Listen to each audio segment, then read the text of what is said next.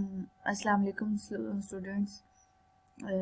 Last time जैसा कि lecture में हमने स्टार्ट किया था इनपुट डिवाइसेस, और इनपुट डिवाइसेस में हम डिफरेंट डिवाइसेस के बारे में इंट्रो ले चुके हैं, और उसका जो हम कीबोर्ड के बारे में पढ़ रहे थे, और उसके बाद से हमारे लेक्चर नहीं हो सके क्योंकि कॉलेजेस बंद हो गए। तो कीबोर्ड के बारे में मैं आपको ये बताना चाहूँगी, कीबोर्ड इनपुट डिवाइस है जो कि उस दिन भी हमने डिस्कस किया था। और उसके अलावा कीबोर्ड का जो लेआउट है उसको हम क्यूवर्टी भी बोलते हैं। क्यूवर्टी इसलिए बोलते हैं क्योंकि उसमें एक कुछ अल्फ़ाबेट्स हैं जो कि QWERTY एक ही टॉप रो में अपेयर होते हैं, और उसकी वजह से हम इस लेआउट को क्यूवर्टी भी बोलते हैं। और इसके अलावा कीबोर्ड में बहुत सारी कीज़ होती हैं, जैसा कि जो बटन मौजूद होते हैं जिनको हम बटन्स बोलते हैं उनको एक्चुअली कीज़ बोलते हैं कीबोर्ड में। कीबोर्ड का जो लेआउट है उसको हम डिस्कस करते हैं। कीबोर्ड की पार्टीशनिंग हमने उस दिन डिस्कस की थी, और कीबोर्ड की पार्टीशनिंग में हमारे पास फंक्शन कीज़ आ जाती हैं। ये सबसे ऊपर होती हैं F1 से F12 तक, इसका मतलब है 12 कीज़ है, ये 12 कीज़ होती हैं और ये टॉप पे होती हैं। उसके अलावा बिल्कुल राइट साइड पे आपको ये जो बटन्स नज़र आ रहे हैं इसमें आप देख सकते हैं 1 2 3 न्यूमेरिक नंबर्स हैं। उसके अलावा ये प्लस माइनस और इस तरह के इक्वल के साइन दिए गए होते हैं। आप देख सकते हैं कि ये हाँ जी, तो ये जो राइट साइड पे आपके पास है ये न्यूमेरिक कीज़ है, ठीक है। इसमें न्यूमेरिक नंबर्स होते हैं, काउंटिंग वाले नंबर 0 to 9 तक। उसके अलावा ये जो आपको लेफ्ट साइड पे मेन कीबोर्ड नज़र आ रहा है इसको अल्फ़ा न्यूमेरिक कीज़ भी बोलते हैं। इसमें अल्फ़ाबेट्स भी हैं जो कि आपको नज़र आ रहे हैं, और इसमें न्यूमेरिक भी है। ऊपर वाली लाइन में न्यूमेरिक्स होते हैं, बाकी ये सारे अल्फ़ाबेट्स हैं। और ये देखिए आपको QWERTY सारे एक साथ में नज़र आ रहे हैं। इसके अलावा ये आपके पास स्पेस का बटन होता है जो सबसे लंबा होता है, ठीक है। इसको प्रेस करें तो स्पेस जनरेट हो जाती है। ये बैक स्पेस का बटन होता है, इससे क्या होता है कि जो आपने राइट डाउन किया होता है उसको रेज किया जा सकता है, डिलीट किया जा सकता है। एंटर कोई भी किस्म की हमारे पास टास्क को अकॉम्प्लिश करने के लिए या कोई भी इंस्ट्रक्शन देने के लिए एंटर प्रेस किया जाता है।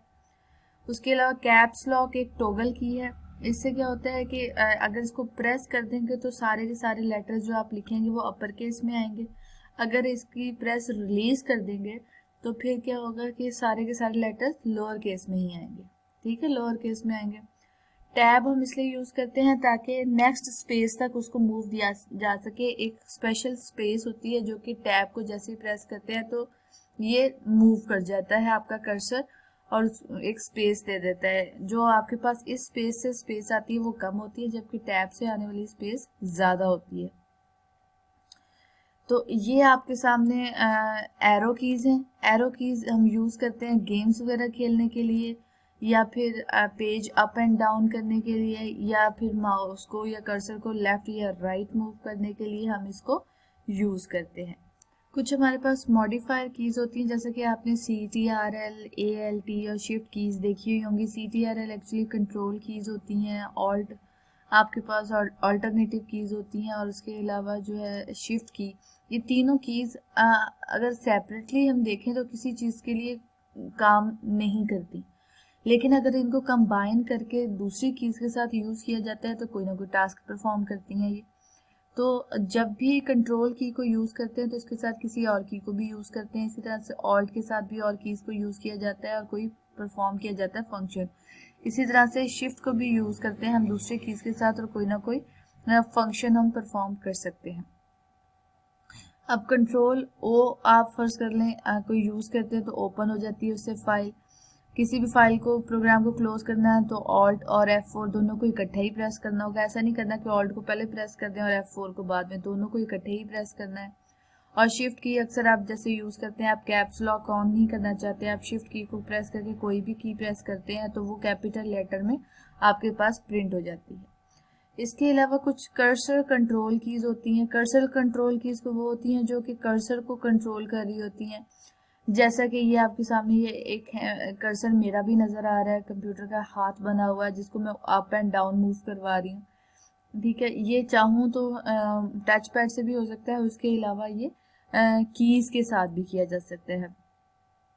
अब ये होम हम एक होम का बटन होता है, ये हम इसलिए यूज करते हैं ताकि जब हम डॉक्यूमेंट को राइट डाउन कर रहे होते हैं MS वर्ड में, जैसे उसको प्रेस करते हैं तो हम टॉप ऑफ द स्क्रीन चले जाते हैं, हमारा जो कर्सर है वो टॉप ऑफ द स्क्रीन चला जाता है। अगर एंड को प्रेस करेंगे, एंड की के ऊपर ही एंड लिखा हुआ होगा, तो फिर क्या होगा कि कर्सर बॉटम में चला जाएगा, और या फिर आप कह सकते हैं एंड पे चला जाएगा स्क्रीन के। एरोज, वही जो मैंने एरोज आपको शो करा है, up down left and right होते हैं, वो एरोज कर्सर को मूव करवाने के लिए यूज करते हैं। पेज अप और पेज डाउन में हमारे पास एक की होती है पेज अप और पेज डाउन। पेज अप में हम एक पेज ऊपर चले जाते हैं और पेज डाउन में हम एक पेज स्क्रीन पे नीचे आ जाते हैं। तो ये कर्सर कंट्रोल कीज है। इसके अलावा आपके पास स्पेशल पर्पस कीज भी होती हैं, जिनका स्पेशल टास्क होते हैं। वो हमारे पास क्या है जी, वो एस्केप की है, किसी भी कमांड को टर्मिनेट करती है। डिलीट है, जो कि हम किसी सिंगल लेटर को डिलीट करने के लिए यूज़ करते हैं। इंसर्ट है, तो आपके पास ओवर टाइपिंग के लिए इसको यूज़ करते हैं। प्रिंट स्क्रीन है, तो इसका मतलब है स्क्रीनशॉट लेने के लिए आपकी स्क्रीन का प्रिंट स्क्रीन यूज़ करते हैं। स्क्रॉल लॉक है, तो इट मीन्स कि आपकी स्क्रीन पे जो भी नज़र आ रहा है उसको आप मूव नहीं नॉर्मली कर सकते, उसको लॉक लगा दिया जाता है। और किसी भी स्क्रीन को पॉज करने के लिए आप पॉज या ब्रेक का बटन यूज़ करते हैं। तो ये जो कुछ कीज़ थी जो हमने डिस्कस की, जिनमें स्पेशल पर्पस कीज़ थी, इसके अलावा हमारे पास कर्सर कंट्रोल कीज़ आ गई और कुछ मॉडिफायर कीज़ हैं। इसके अलावा हमने अल्फ़ान्यूमेरिक कीज़ देखी, हमने फंक्शन कीज़ देखी, हमने उसके अलावा न्यूमेरिक कीज़ देखी। तो ये सब कीज़ जो है वो कीबोर्ड का पार्ट है, और कीबोर्ड इसको कीबोर्ड का जो लेआउट है वो इन्हीं कीज़ पे डिपेंड कर रहा होता है। आपने इन सब कीज़ को अपने घर में मौजूद कीबोर्ड पे, लैपटॉप में, या फिर जो भी कंप्यूटर डेस्कटॉप है उसके कीबोर्ड में इन सब चीज़ों को आइडेंटिफाई करना है, क्या ये सब कीज़ मौजूद हैं, और फिर उसके बारे में आपने देखना है कि क्या ये वाकई जो वर्किंग इसकी बताई गई है वो की जा सकती है इसे। तो ये आपके सामने एक कीबोर्ड है जिसमें आप देख सकते हैं alpha numeric keys, numeric keys, additional keys जो आपके पास हैं जो कि कर्सर को कंट्रोल कर रही हैं। इसके अलावा आपके पास फंक्शन कीज़ हैं, ठीक है, जो कि फंक्शन को कंट्रोल कर रही हैं। ये एस्केप हो गया आपके पास, डिलीट हो गया, ये सारी वो चीज़ें हैं जो कि स्पेशल पर्पस परफॉर्म कर रही हैं, कोई स्पेशल टास्क है इनका। ये कंट्रोल, ऑल्ट, ये सब, शिफ्ट, ये आपके पास मॉडिफायर कीज़ हो गई, ठीक है। Page up and page down ये आपको नज़र आ रहे हैं, ठीक है। एंड, होम, इंसर्ट, ये सारे आपके सामने कीज़ हैं, आप इनको स्टडी कीजिए और कीबोर्ड के बारे में मज़ीद अपनी जो आइडियाज़ हैं उनको क्लियर करें। अब नेक्स्ट हम पॉइंटिंग डिवाइसेस के बारे में डिस्कस करेंगे। नाम से ही आपको आइडिया हो जाएगा कि पॉइंटिंग डिवाइसेस ऐसी डिवाइसेस होंगी जो किसी चीज़ को पॉइंट आउट कर रही होंगी, किसी चीज़ की तरफ इशारा कर रही होंगी या कोई डायरेक्शन दे रही होंगी। तो हमारे पास बहुत सारी इनपुट डिवाइसेस हैं जो कि एज ए पॉइंटिंग डिवाइस काम करती हैं, और ये स्क्रीन पे अपेयर होता है, जो हमारे पास एक सिंबल जिसको कर्सर बोलते हैं या पॉइंटर बोलते हैं, ये उसको मूव करवाती हैं स्क्रीन पे। जैसे ये आप स्क्रीन पे आप एक हैंड दे सकते हैं, दिस इज द पॉइंटर, ये पॉइंटर है, और जो पॉइंट इस कर्सर को मूव करवा रहा है या इस पॉइंटर को मूव करवा रही है डिवाइस, उसको हम पॉइंटिंग डिवाइस कहते हैं, ठीक है। अब मेरे पास जैसे कि लैपटॉप में टच पैड है, तो मेरे पास जो पॉइंटिंग डिवाइस है that is the touch pad. उसके अलावा कोई माउस यूज करता है, कोई स्टाइलस यूज करता है, तो उसको हम देखते हैं। और ये आपके सामने कुछ कर्सर की शेप्स दी गई हैं कि ये डिफरेंट टाइप ऑफ कर्सर्स या पॉइंटर्स हो सकते हैं जो कि स्क्रीन पे मूव करते हैं।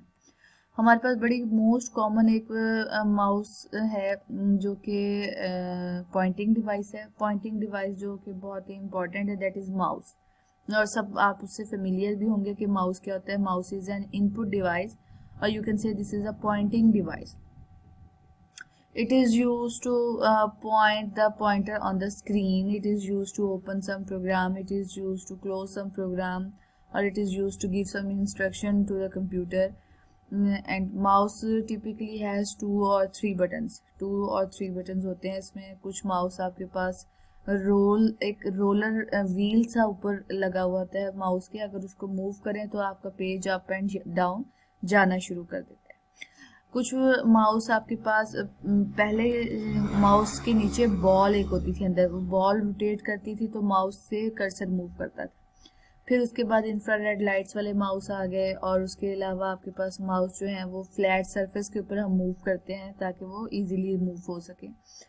और उसके अलावा माउस जो है वो वायरलेस भी हैं, ठीक है। और आप वायरलेस जो है वो माउस मतलब वायर के बगैर माउस होते हैं जिनको आप यूज़ कर सकते हैं। इसके साथ अगर कंप्यूटर से कनेक्ट करना है तो डेफिनेटली आपको कोई यूएसबी पोर्ट चाहिए होगी, या अगर वायरलेस है तो उसको कनेक्ट करने की ज़रूरत नहीं है। तो माउस एक हमारे पास जो पॉइंटिंग डिवाइस है, इसको हम यूज़ करते हैं पॉइंटर को मूव करवाने के लिए।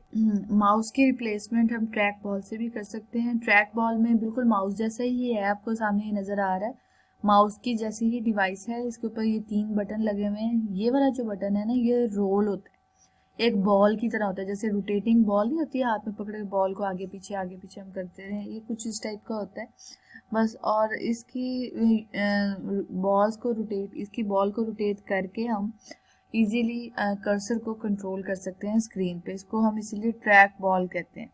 एक और पॉइंटिंग डिवाइस है जिसको टच पैड बोलते हैं या ट्रैक पैड बोलते हैं।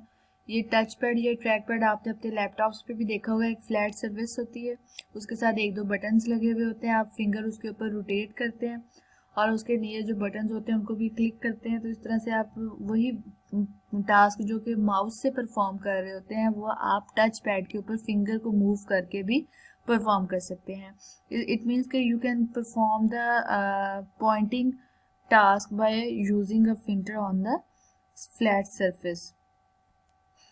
तो ये है वो टच पैड जो कि जिसकी हमने जिक्र किया, या ट्रैक पैड कहते हैं। कुछ वायरलेसली एक्सटर्नल हम टच पैड भी यूज़ कर सकते हैं, जैसे कि डेस्कटॉप कंप्यूटर्स होते हैं जिसमें बिल्ट इन टच पैड्स नहीं होते, तो ये एक्सटर्नल टच पैड्स भी अवेलेबल है मार्केट में, आप इनको यूज़ कर सकते हैं। एक और पॉइंटिंग डिवाइस है हमारे पास, पॉइंटिंग स्टिक। आपने बाजू का देखा होगा कि लैपटॉप के कीज़ के सेंटर में G, H और B के सेंटर में एक स्टिक टाइप एक बटन होता है, और उसको जैसे मूव करें तो आपका जो पॉइंटर है स्क्रीन पर वो मूव करना शुरू कर देता है, ठीक है। तो ये भी बिल्कुल एक पॉइंटिंग डिवाइस के तौर पर काम करता है, और इसको कोई भी एडिशनल स्पेस नहीं चाहिए होती जैसे कि माउस को चाहिए होती है। तो पॉइंटिंग स्टिक जो है वो नोटबुक कंप्यूटर्स में ज़्यादातर यूज़ होती है, जैसे कि लैपटॉप्स हो गए, इन सब में ये ज़्यादातर यूज़ होती है, और इसका काम वही है जो कि माउस का है। टच स्क्रीन भी एज ए इनपुट हम ले सकते हैं, इनपुट डिवाइस ले सकते हैं। पॉइंटिंग डिवाइस एक टच स्क्रीन को जहाँ जहाँ आप फिंगर से टच करते हैं आप अपनी इंस्ट्रक्शंस वहाँ तक ट्रांसफ़र कर रहे होते हैं, आप डिफरेंट टास्क ओपन कर रहे होते हैं, डिफरेंट प्रोग्राम्स ओपन कर रहे होते हैं। सो touch screen is also a pointing device you can say. और पेन इनपुट आपके पास आ जाती है कि आप पेन से कैसे इनपुट देते हैं, ठीक है। पेन से जैसे हम पेपर के ऊपर राइट डाउन करते हैं, बिल्कुल उसी तरह से डिफरेंट टाइप्स ऑफ पेन हैं जो कि इनपुट देने के लिए हम यूज़ करते हैं, जैसे कि स्टाइलस है। स्टाइलस एक बिल्कुल पेन की तरह नीडल टाइप एक चीज़ होती है जिसे आप अपने टैब के ऊपर राइट डाउन कर सकते हैं, अपने फ़ोन को यूज़ कर सकते हैं, या फिर कोई भी डिजिटल सिग्नेचर अगर आपने करने हो तो वो भी आप स्टाइलस की मदद से कर सकते हैं। और ये डिवाइसेस के साथ भी अवेलेबल होती हैं और आप एक्सटर्नली इनको परचेज़ भी कर सकते हैं।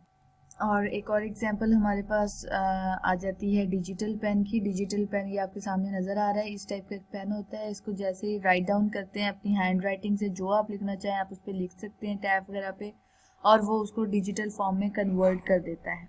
ये बहुत ही इजी वे है आपको इंस्ट्रक्शंस देने के लिए या फिर पॉइंट आउट करने के लिए।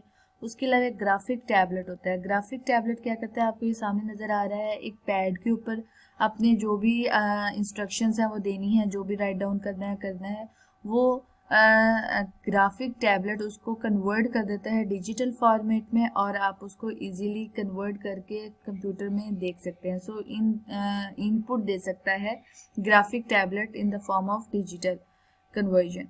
So these are the input devices. You can see keyboard and pointing devices and some pen devices. So बेटा इनको आपने बुक से भी रीड आउट करना है।